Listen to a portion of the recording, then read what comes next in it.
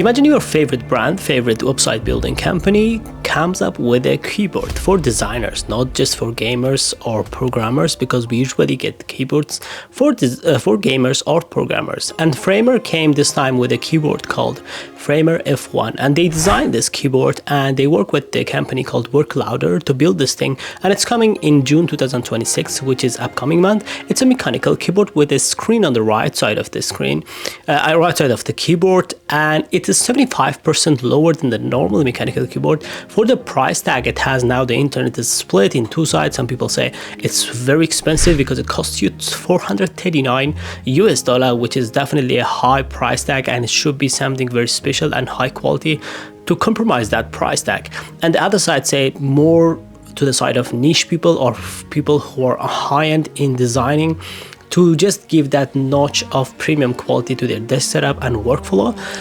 As you see in the picture, it's very nice. I like the design, and it has some specific features or key hotkeys for the specific Framer use.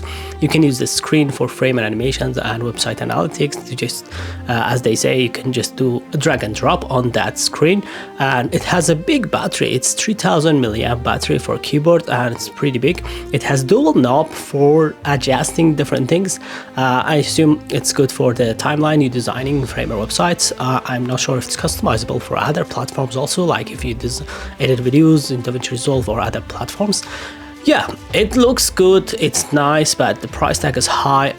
We haven't tested yet in the real world to see is it actually good or bad, but I'm really excited to see how it performs in real life.